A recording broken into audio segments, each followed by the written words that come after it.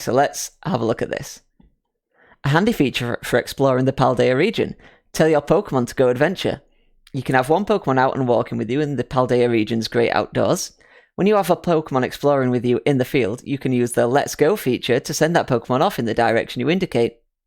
The Pokemon you send out then independently picks up items in the area, and even has auto battles with nearby Pokemon. Oh, very cool. A new way of battling that can be activated by using the Let's Go feature. Doing so will send out a Pokemon to battle wild Pokemon without needing orders from its trainer. Your Pokemon can be sent into an auto battle against any wild Pokemon you see on the field. It can even find Pokemon to engage in auto battles on its own. When your Pokemon is out and engaging in auto battles, you can do what you want. Stay by its side to watch over it, or try looking for items nearby. By defeating wild Pokemon in auto battles, your Pokemon can also earn items and experience points. Master using this new feature to explore every nook and cranny of the vast Paldea region with your Pokemon. So I wonder if that means that there are areas in Paldea what only your Pokemon can access, and not you. That seems very fun. Your story woven through your treasure hunt. See if there's any more information we can glean here. The school that you've enrolled in hosts a special independent study project. The theme of this assignment is a treasure hunt. Explore the world and seek out your very own treasure. 3 stories will be woven into your adventure, so this is what they were talking about before, and now they've finally revealed what all 3 stories are. Along Victory Road, you will go to gyms in different locations in order to achieve champion rank. On the Path of Legends, you can join Arven in search of rare ingredients, and in Starfall Street, so extra, you'll challenge Team Star, a group of delinquents causing trouble for the school. These stories are set in an open world. Where you go is all up to you. A world teeming with Pokemon and people to meet is waiting for you. Traverse the Paldea region wherever your heart desires. Wherever you heart desires. Pokemon Company, if you need a copywriter or just a proofreader, I'm your man. Victory Road, your path to champion rank.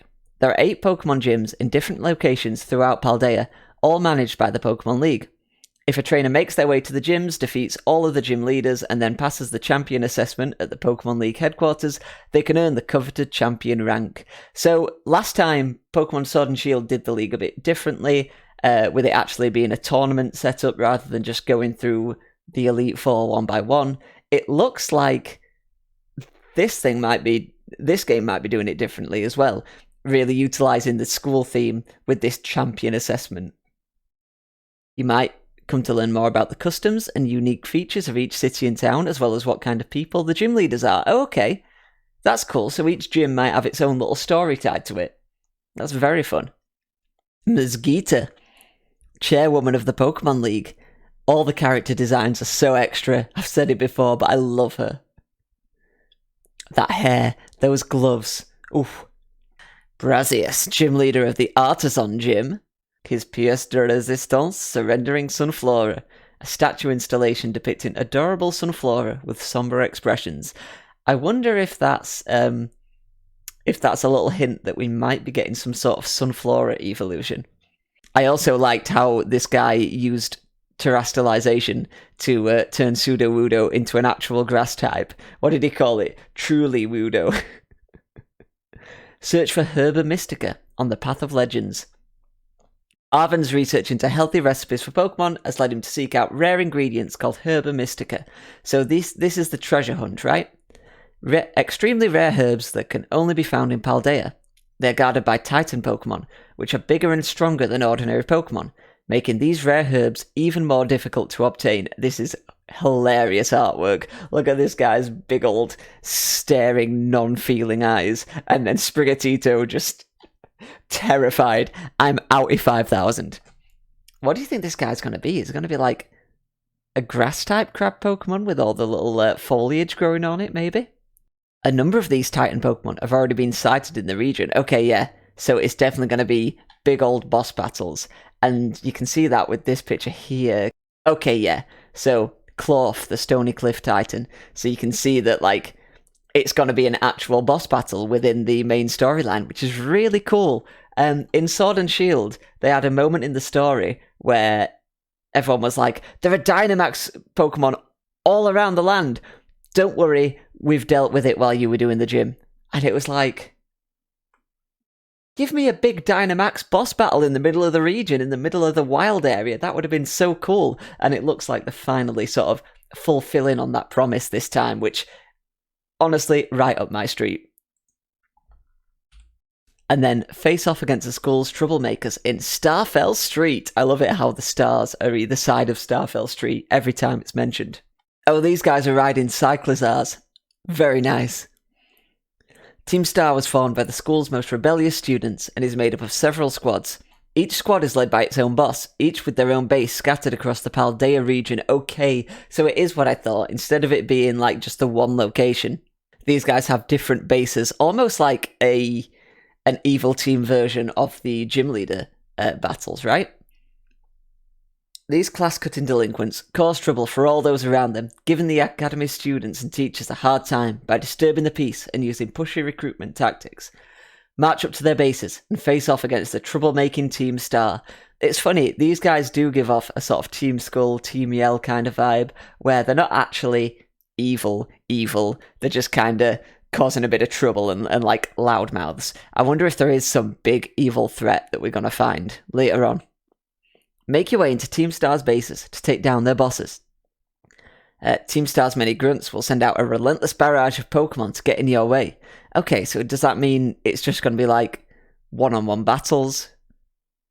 Or is it going to be like sending a load of different Pokemon out and you're going to have to auto-battle them maybe from this little screenshot here?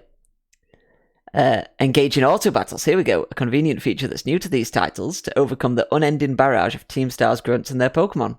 So it seems like you might be sending out several Pokemon in a row to deal with all these guys, like it's a 1 against 100 sort of deal. The uniforms worn by the members of Team Star will differ depending on the version of the game you play.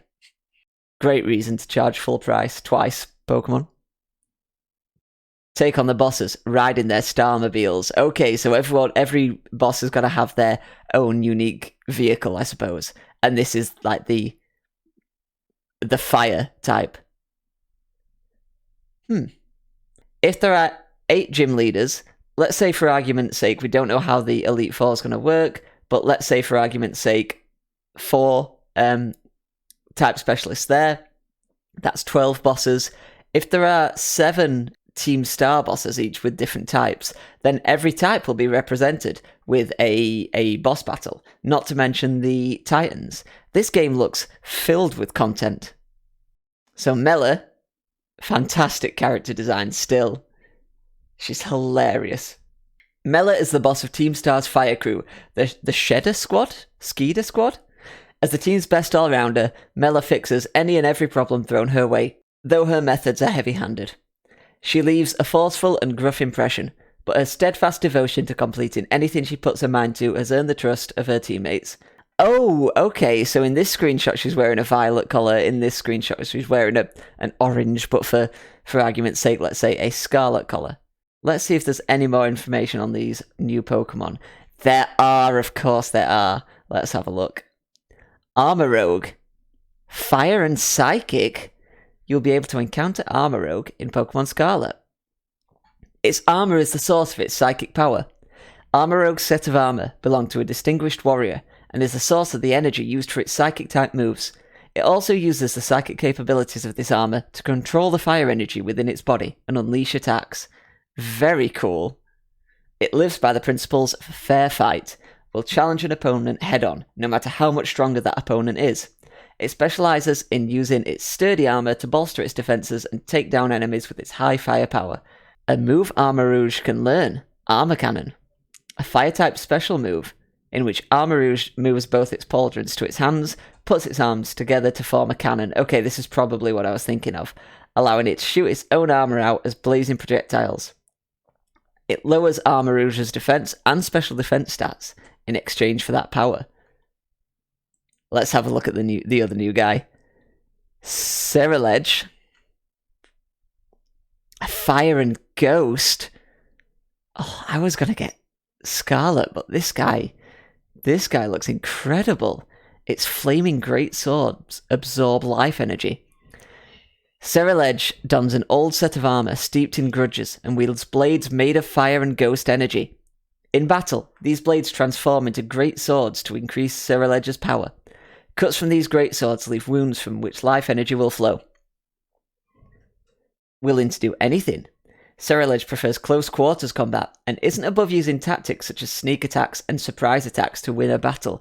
Oh, so the other guy is more like head on. This guy is like, I don't care, I am going to sneak up and like stab you in the back. Uses its quick movements to capitalize on its opponent's blind spots, closes the distance to slash its opponents with large blades. And then it looks what?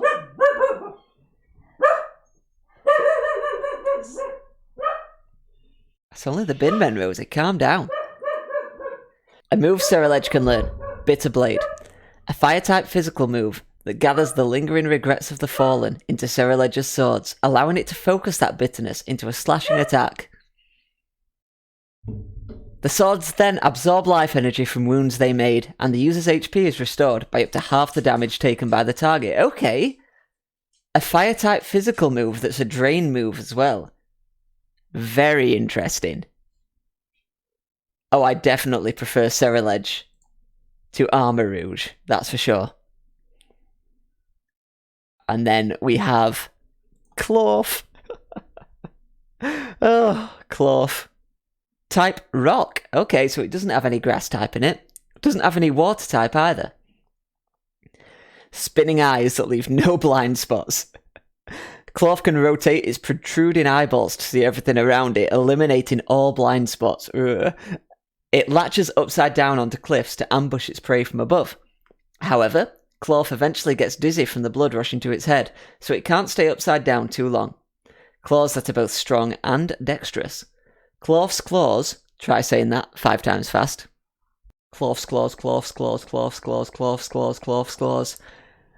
It wasn't as difficult as I thought.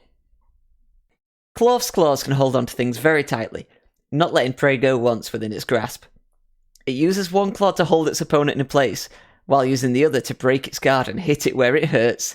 Even if a Clorf loses a claw in battle or elsewhere, it will grow back after a while.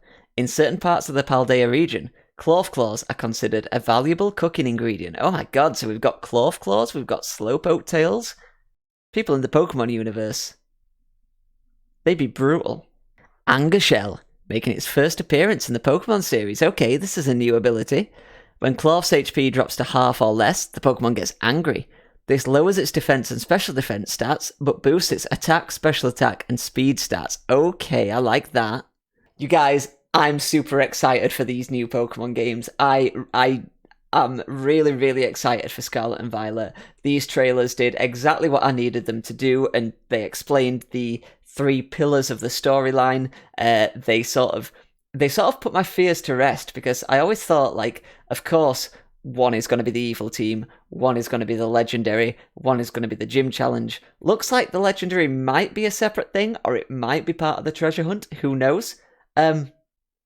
But yeah, I think these games look really meaty. I think they look like they've got a lot of content. They look like a lot of fun. There's only one question I need answering now. Well, there's quite a lot, but the main question I would like answering: how does the online work? Is it a full online co-op experience for 4 players? Can we sort of run around the overworld, catching Pokemon, battling Pokemon? Because we haven't seen Pokemon in the overworld in any multiplayer play, as far as I know. If they can answer that, and if they give us the right answer, then I will be happy. But what do you guys think of this trailer? Let me know down in the comments below. And hey, if you like this content, we've got way more like it here at Video Games and Chill, so why not subscribe, hit that little button down there, and comment on this video and tell us what you think. Are you excited about Scarlet and Violet? Why? Why not? See you guys later!